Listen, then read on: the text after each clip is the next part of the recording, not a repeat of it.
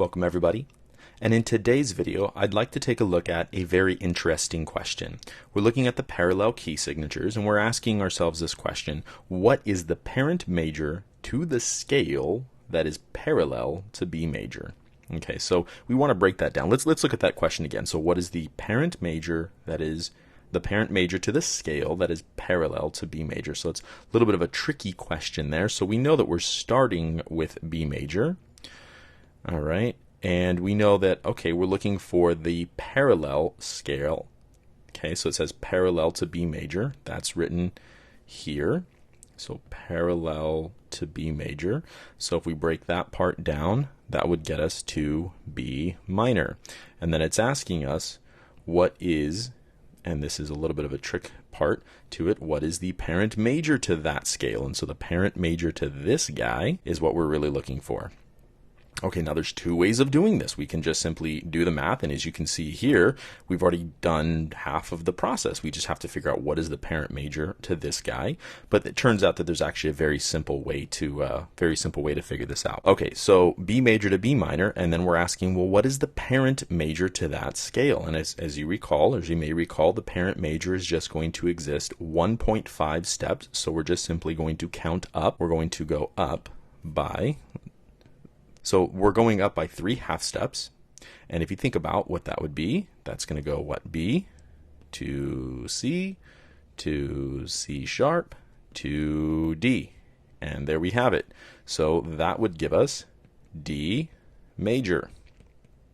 Okay, now, but the thing is, the trick here is to remember that B major and B minor have the same root note, right? So D major is 3 half steps up from B minor, but D note, the D note itself is also 3 half steps from B major. So I could have just started there, and if I knew that, I could have just directly just done this, just right here, B major to D major, and I'm done.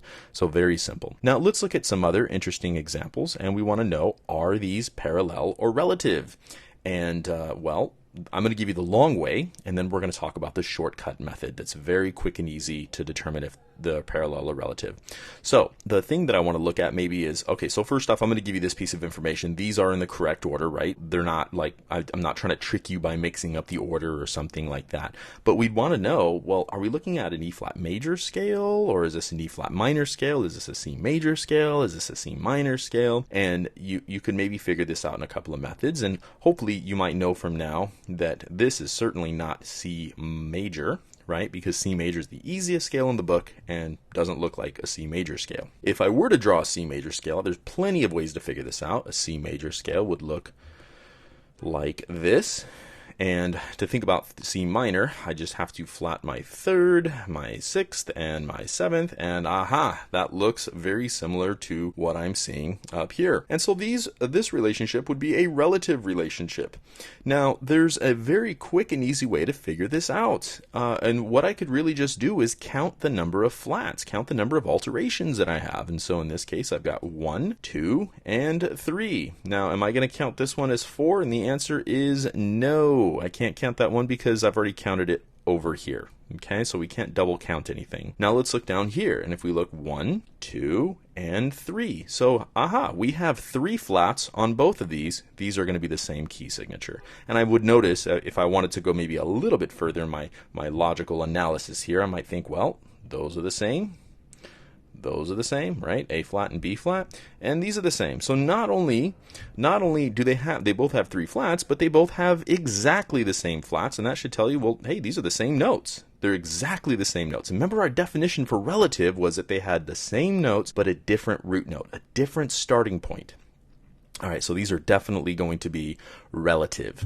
So let's kind of write that out over here, right? So relative was same notes, different, and I'm just going to write RN, different root note. And the parallel idea was kind of the complete inverse. It's going to be the same root note, right, but different notes. Okay, now there's an easy way to figure this one out as well. Well, in this one, we were sort of looking for, did they have the same number of flats?